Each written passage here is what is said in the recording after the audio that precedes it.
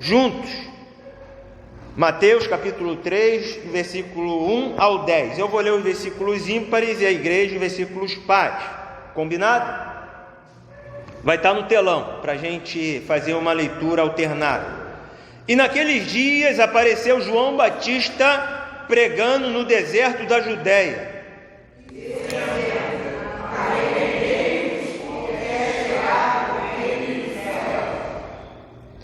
Porque este é o anunciado pelo profeta Isaías, que disse: vós que clamam no deserto, preparai o caminho do Senhor, endireitai as suas veredas. E este nós tira as vestes de pelo na cabeça, e o Espírito do povo voltou dos seus dons, e a graça se trabalhou dos que tiveram as vestes. Então ia ter com ele Jerusalém, e toda a Judéia e toda a província adjacente ao Jordão.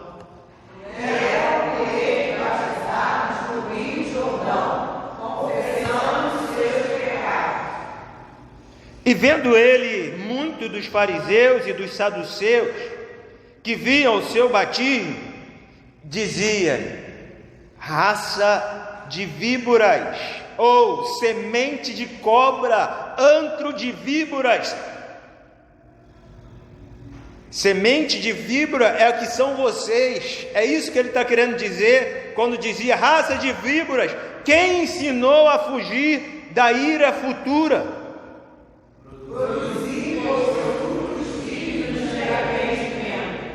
E não presumais de vós mesmos, dizendo: temos por pai Abraão, porque eu vos digo que mesmo destas pedras Deus pode suscitar filhos a Abraão.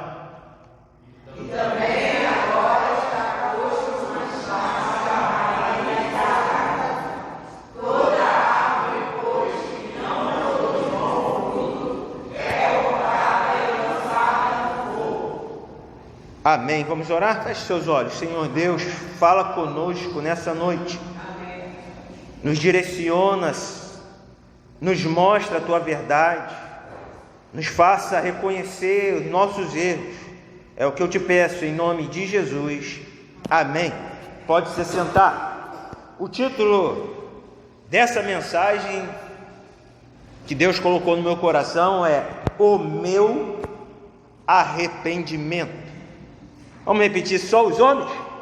O meu arrependimento. Só as mulheres? O meu arrependimento. Todos? O meu arrependimento.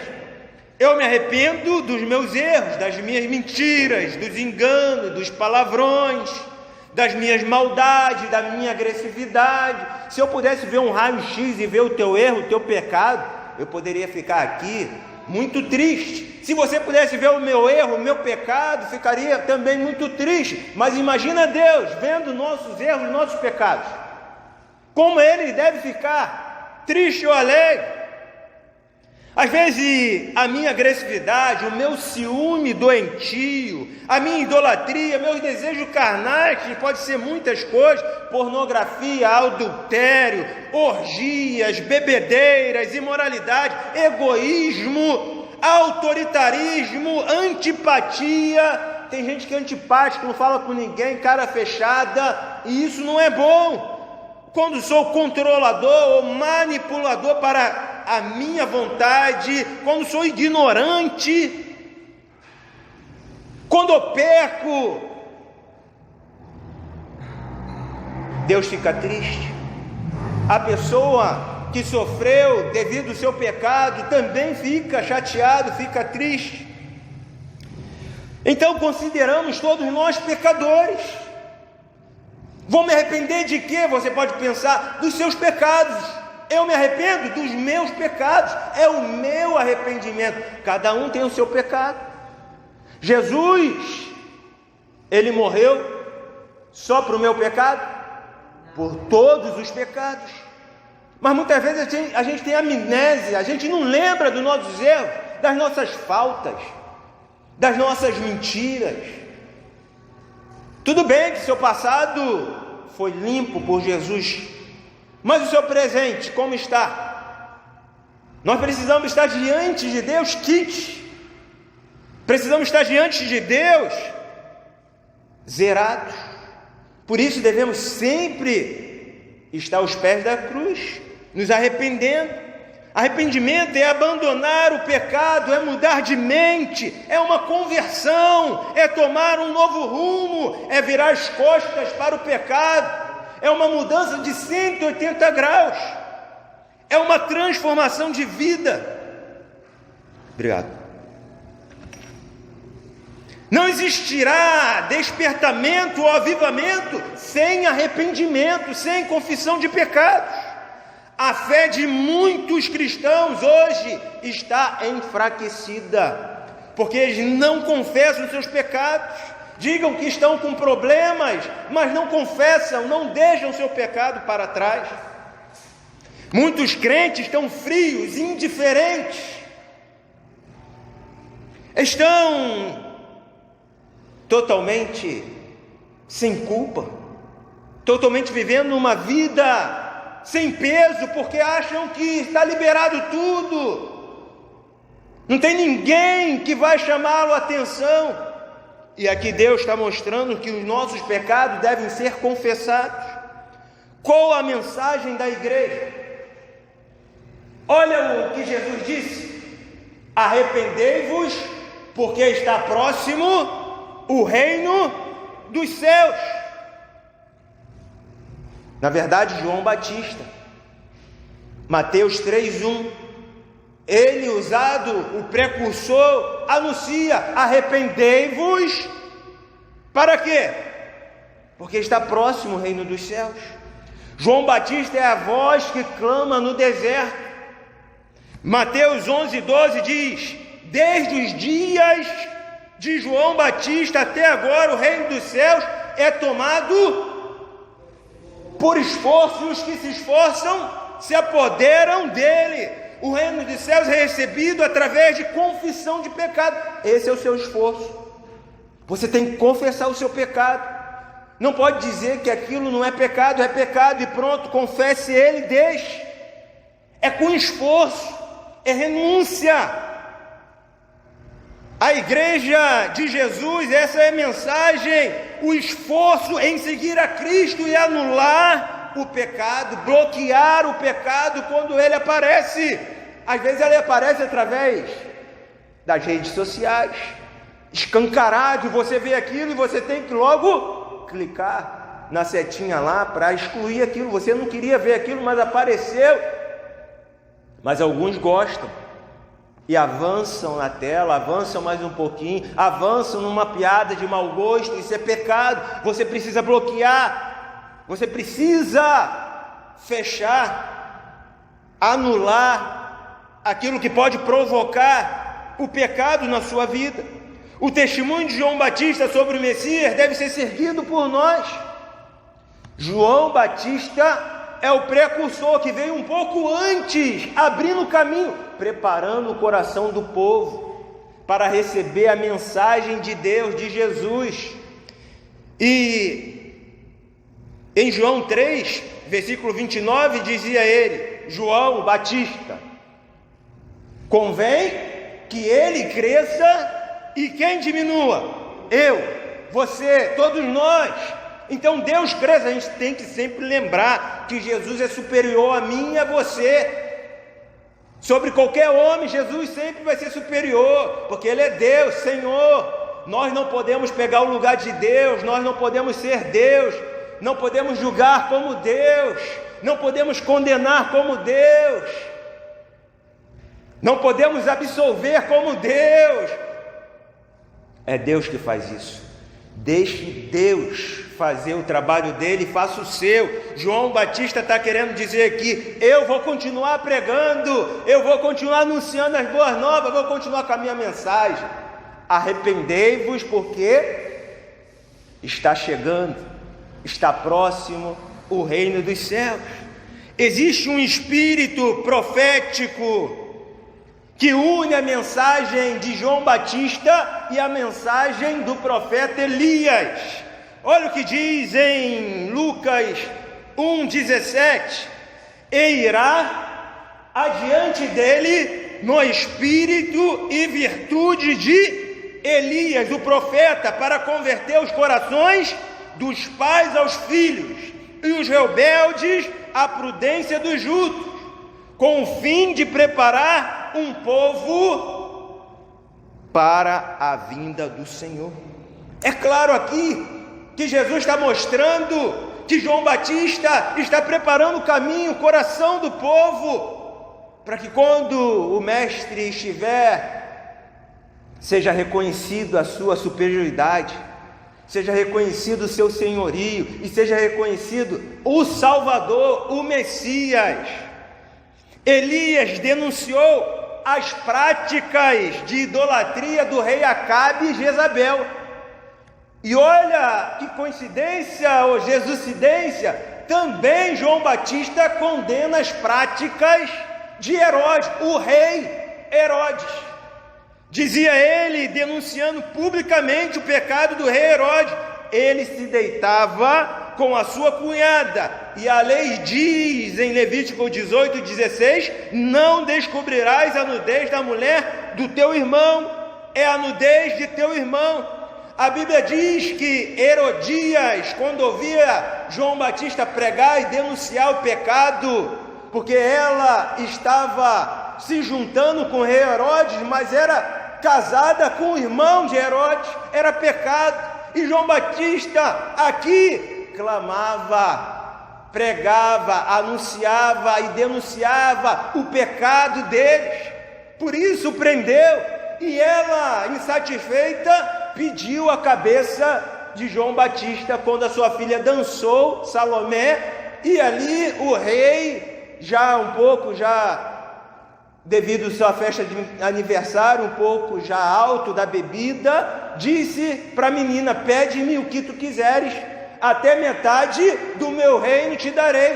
Então aquela mulher, já chateada com a denúncia, pede a cabeça de João Batista. Muitas vezes o pecado, o confronto, faz a pessoa expulsar aquela pessoa do seu ciclo de vida. Não, ele só fala de pecado, que eu estou no erro, ele não é um bom amigo, eu não posso andar com ele, que ele não gosta de beber, ele não gosta de praticar pecado, ele não gosta de pornografia, de piada maldosa. Então ele bloqueia o homem de Deus. Ele está pensando aqui que calando a voz profética, ele estava livre da sua condenação, mas por engano, Herodes não calou a voz de João Batista, nem a voz da mensagem dele, porque a mensagem ecoa até hoje, estamos pregando sobre isso, e a mensagem de Deus, ela está chegando ao coração do seu povo. Quais são os benefícios do arrependimento? Agora sim, olha o que Jesus ensina sobre o arrependimento. Mateus 4:17, Jesus dizia: arrependam-se dos seus pecados, porque o reino dos céus está o quê? Perto.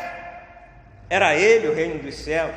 Os benefícios do reino dos céus é cura, libertação, perdão, justificação. Imagina, o juiz que é ele te justificando. Ou seja, a justiça de Jesus é colocada diante de você para que você tome posse da justiça de Jesus em sua vida e seja absolvido do seu pecado. Porque quando te condenarem, quando te acusarem, você vai falar que você foi o quê? Justificado. E que você está sendo o quê? Santificado. E um dia, quando partir, está na glória, você vai ser glorificado. E vai ter uma vida eterna para desfrutar com Deus. Que coisa maravilhosa. Veja a orientação de Jesus, siga a orientação de Jesus. Quais são os benefícios do arrependimento? Olha o que os seus seguidores, os apóstolos, diziam também. Em Marcos 6:12, diziam os apóstolos: então, saindo eles, pregavam ao povo que se arrependesse. Era uma mensagem uníssona, única, entre eles, estava tudo indo para a mesma direção, tudo conectado. A mensagem era sobre arrependimento. O povo que esperava o Messias que era bastante religioso, mas também muito deles estavam desviados da verdade. Era pura religiosidade, e eles também precisavam se arrepender. Quais são os benefícios do arrependimento? Olha o que o apóstolo Pedro pregava, Atos 2:38, respondeu-lhes Pedro: arrependei-vos e cada um de vós seja batizado em nome de Jesus Cristo para a remissão dos vossos pecados, e recebereis o dom do Espírito Santo. A conversão aponta para o recebimento do dom do Espírito Santo. É o batismo, o primeiro batismo é a conversão. Você recebe o Espírito Santo em sua vida. Olha algumas frases sobre arrependimento, veja comigo. Arrependimento genuíno vem da graça. Vamos falar juntos o outro? Arrependimento é deixar o pecado. Arrependimento não é quando você chora e quando você muda. Arrependimento não é quando você chora, mas quando você e eu mudamos. A melhor água ungida é a lágrima do verdadeiro arrependimento. Qual a diferença então entre o arrependimento genuíno, verdadeiro, e só uma tristeza, um remorso? Se você fosse apanhado, se você não fosse apanhado, você voltaria a praticar, mas você foi apanhado, você vai ser preso, vai ser excluído daquele meio. Qual é a diferença então? Vejamos, o arrependimento significa uma conversão real, verdadeira, uma mudança de rumo, enquanto o remorso é apenas um flagrante que se fez algo de errado. Contudo, se pudesse voltar atrás, a pessoa teria feito a mesma coisa sem deixar rastro. A palavra arrependimento no Antigo Testamento significa mudança de rumo. No Novo Testamento significa mudança de mente. No grego, no original do grego, no Novo Testamento, significa metanoia, uma mudança realmente no coração, na mente e nas atitudes. E sempre significa que algo aconteceu na vida daquela pessoa. A palavra arrependimento no Novo Testamento aparece 58 vezes com sentido de novo nascimento, de mudança de vida. Já a outra palavra que às vezes é traduzida como arrependimento no Novo Testamento, que é metamelomai, fui lá no grego, né? Que significa remorso, aparece 6 vezes no Novo Testamento. Está ligado à ideia de tristeza, mas não de mudança. Está na ideia de que foi pego, mas ficou triste porque vai ser condenado, foi exposto o seu pecado, mas ele não se arrependeu, não se converteu, não mudou. Ele foi pego. E se ele pudesse cometer o mesmo erro, faria de novo, sem que ninguém soubesse. Então existe esse termo arrependimento, e às vezes a gente, na Bíblia, não consegue observar o contexto. Então o maior exemplo de remorso, de tristeza, sem mudança, foi o que aconteceu com o apóstolo Judas. Ele teve remorso, ele teve tristeza, mas segundo remorso. Mateus 27, versículo 3 diz: quando Judas, que o havia traído, viu que Jesus fora condenado, foi tomado de remorso e devolveu aos chefes, aos sacerdotes, aos líderes, a quantia que ele tinha recebido, que foi as 30 moedas de prata. Você já teve remorso? Ou você já teve um arrependimento genuíno? Porque o remorso, continuamos no pecado. No remorso, numa tristeza que só não produz arrependimento, mudança, eu continuo na pornografia, eu continuo no mundão, eu continuo na bebedeira, eu continuo pecando, mentindo, traindo, eu não mudo de verdade, eu estou escravo, eu estou preso.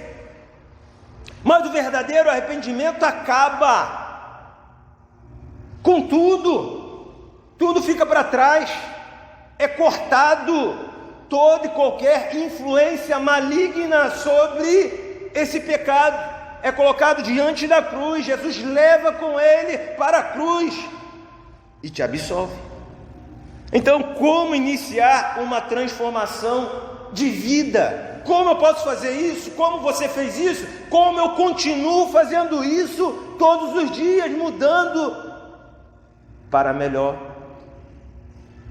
buscando arrependimento para melhor ser como homem e mulher de Deus? Como iniciar uma transformação de vida? Isso é um casulo aonde a lagarta vai virar o quê? Borboleta. O primeiro passo, eu tenho que ter coragem para dar o primeiro passo. Eu tenho que ter coragem. Essa é a primeira coisa que eu devo fazer, o primeiro passo diante de Deus, sem medo, sem vergonha, porque Ele sabe de tudo que nós praticamos, os nossos erros. Tenha consciência de que você precisa e eu preciso de mudanças. Segundo passo, se arrependa onde está errando. Terceiro passo, reflita no propósito de Deus em sua vida e recupere a paixão da obra de Deus. Quarto passo, busque força em Deus. Mas como isso acontece? Como é essa transformação? Então eu busquei, através do conhecimento da nossa ciência e de quando estudávamos ainda na escola, um termo que você deve relembrar agora: mimetismo. Quem lembra disso? Mimetismo. Mimetismo tem por objetivo dar ao animal condições de proteção contra os seus predadores, mudando de cor ou de forma. Os corpos desses animais ficam numa situação de difícil percepção. Alguns animais usam esta capacidade para enganar suas presas, facilitando a caça. Algum exemplo é o camaleão e a lagarta. Existem outros, a cobra coral. Existem muitos animais que se disfarçam na floresta para se proteger e também para buscar alimento. Você poderia experimentar um mimetismo espiritual. O mimetismo tem como objetivo copiar a vida de um verdadeiro discípulo para provocar uma metamorfose de mudanças reais e definitivas no modelo bíblico de vida. Veja o que Paulo utilizou do mimetismo para copiar Cristo. Em sua carta, Paulo recomenda em 1 Coríntios 11:1: sede meus imitadores, como também eu sou de Cristo. Ele usou essa palavra mimetismo para indicar uma imitação de sua vida em uma forma de viver no padrão bíblico, dizendo ele que também vivia o exemplo de Cristo. Ele imitava Cristo e pedia para os seus seguidores imitá-lo, porque ele imitava o Senhor. Então você imita Cristo e pede para os outros imitarem você, que você é uma cópia de Cristo. Esse é o mimetismo que mostra que devemos ser seguidores primeiramente de Cristo, e assim seguidores dando exemplo para que outros possam seguir também o nosso. Olha, em Hebreus também aponta para o mimetismo. Hebreus 13, versículo 7. Lembrai-vos, vamos ler juntos? Lembrai-vos, os quais vos pregaram a palavra de Deus, e considerando atentamente o fim da sua vida, imitais a fé que tiveram. É um mimetismo, uma cópia. Imitar, mas numa questão de ser, realmente viver exemplos bíblicos, não exemplos errados. Veja a ilustração de Vera Ribeiro Guedes, que mostra através da poesia a história da transformação de uma lagarta em borboleta. Era uma vez, preste atenção, irmãos, era uma vez uma lagarta envergonhada, que pelo chão se rastejava, e todo mundo debochava. Que lagarta desengonçada, feia e maltratada. Ninguém dela gostava. As pessoas ela assustava. Pobre dona lagarta. Muito triste ficou e, sentindo-se desprezada, em um casulo se fechou. E assim passaram-se os dias.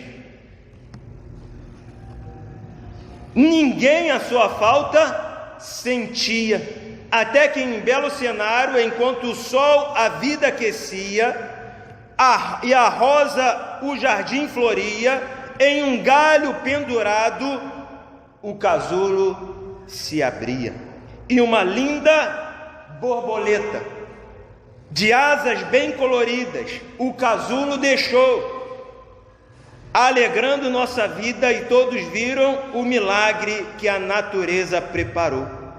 A feia e envergonhada lagarta na borboleta se transformou. Já não era desengonçada, mas linda e cheia de graça, e a todos superou, pois não mais se rastejava, pelo contrário, voava.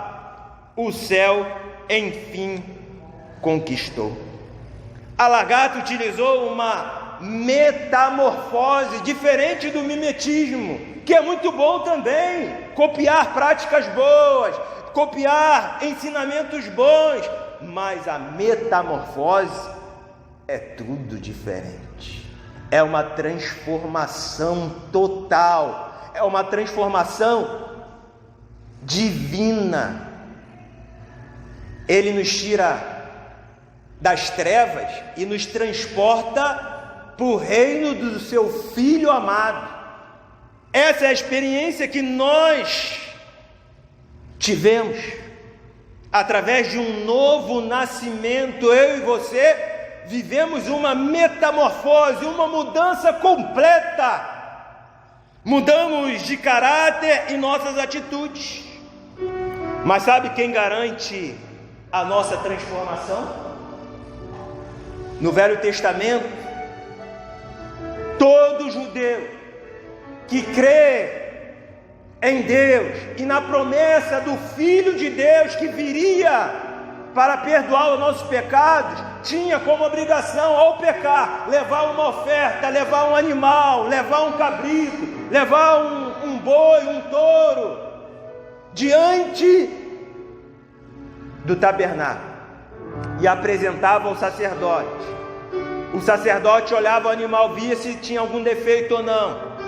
Ele confessava o seu pecado, o seu erro ao sacerdote, e ao sacerdote eles oravam a Deus e sacrificava aquele animal, ele colocando a mão sobre a cabeça do animal, como se pudesse de alguma forma transportar o seu pecado, o seu erro para aquele animal, e aquele animal era decepado, era morto, e o sangue dele derramado, queimado, a sua carne no altar do holocausto. E foi isso que Jesus fez por nós. Ele, Jesus, subiu naquela cruz, naquele altar no Monte Caveira, ou Gólgota, e ele sofreu, ele morreu para transformar a sua vida, para mudar a sua vida, para perdoar o seu pecado e o meu pecado, para uma mudança completa, para uma transformação completa, para uma metanoia. E essa noite você pode viver essa metamorfose, essa transformação divina uma metamorfose divina, uma transformação única para sempre, que vai garantir a sua transformação. Eu quero orar por você, mas você precisa tomar uma decisão na sua vida. O que encobre as suas transgressões jamais prosperará, mas o que a confessa e a deixa alcançará a misericórdia. Você vai seguir o caminho da mudança verdadeira ou vai para a mudança falsa? Da mudança que é só uma tristeza e logo você está novamente no pecado, preso. E você pode estar querendo sair daí, mas não tem força.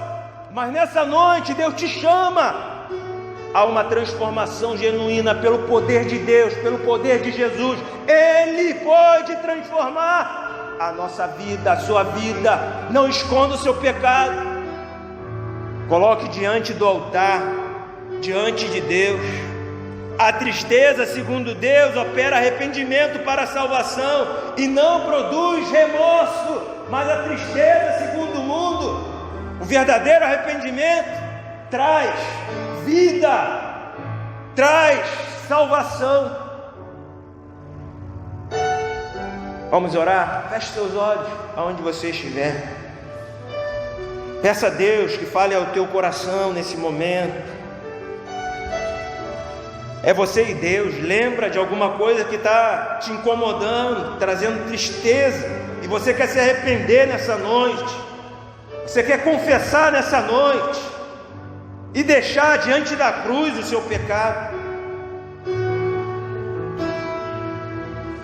A tristeza, segundo o mundo, produz morte, mas a segundo a de Deus, a segundo de Jesus, a tristeza que produz arrependimento traz vida, salvação. Arrependimento opera no teu coração.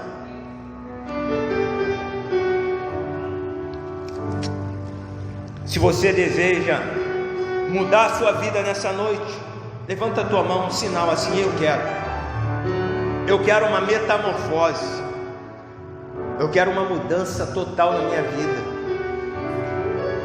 Venha com fé, toma um passo, levanta a tua mão, um passo de fé, e diga: Senhor, eu quero.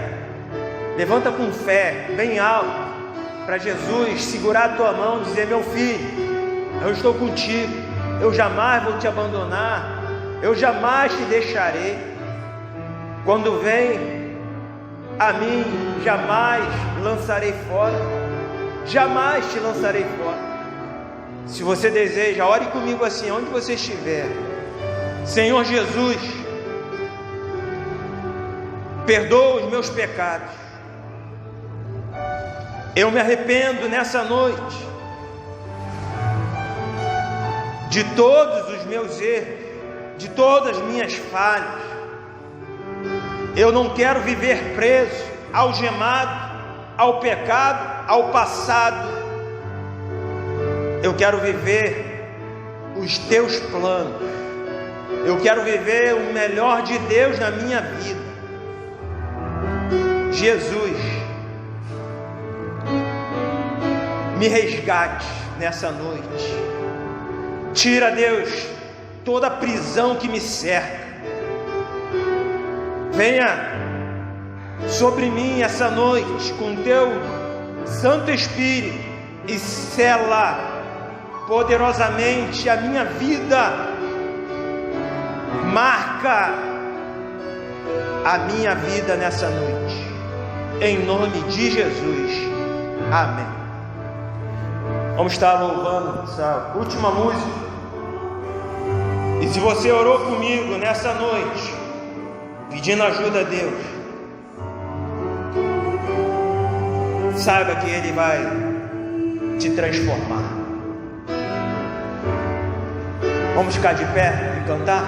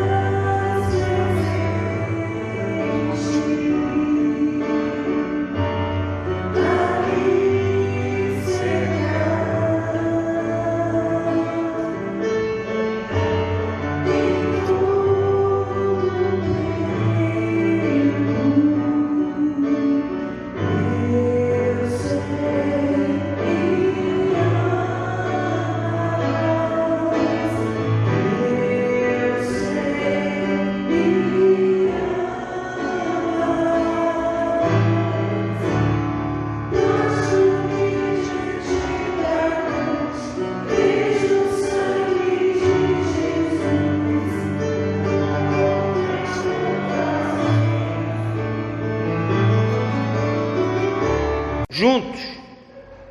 Mateus capítulo 3, versículo 1 ao 10. Eu vou ler os versículos ímpares e a igreja os versículos pares. Combinado? Vai estar no telão para a gente fazer uma leitura alternada. E naqueles dias apareceu João Batista pregando no deserto da Judéia.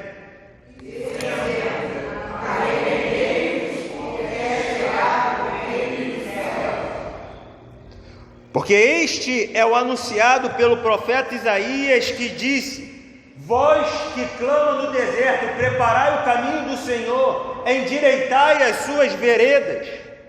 E este nós tinha nas suas vestes, Deus na cabeça, e o Espírito do povo voltou dos seus dons, e alimentava-se dos que tiveram as vestes. Então ia ter com ele Jerusalém, e toda a Judéia e toda a província adjacente ao Jordão.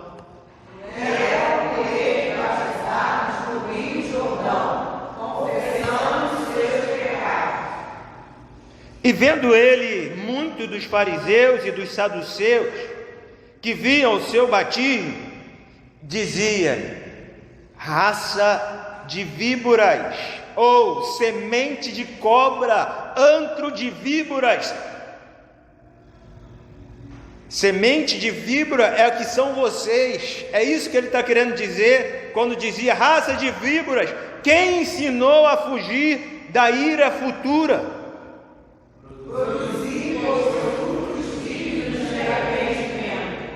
E não presumais de vós mesmos, dizendo: temos por pai Abraão. Porque eu vos digo que mesmo destas pedras Deus pode suscitar filhos a Abraão.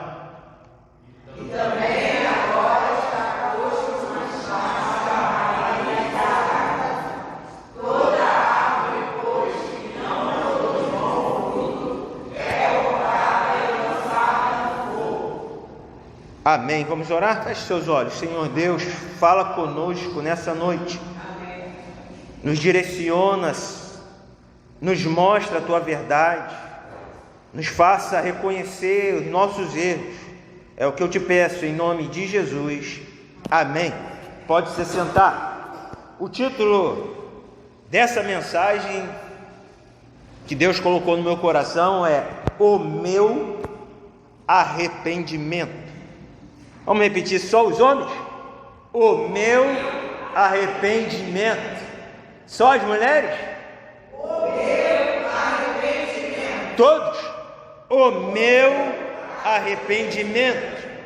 Eu me arrependo dos meus erros, das minhas mentiras, dos enganos, dos palavrões, das minhas maldades, da minha agressividade. Se eu pudesse ver um raio-x e ver o teu erro, o teu pecado, eu poderia ficar aqui muito triste. Se você pudesse ver o meu erro, o meu pecado, ficaria também muito triste. Mas imagina Deus vendo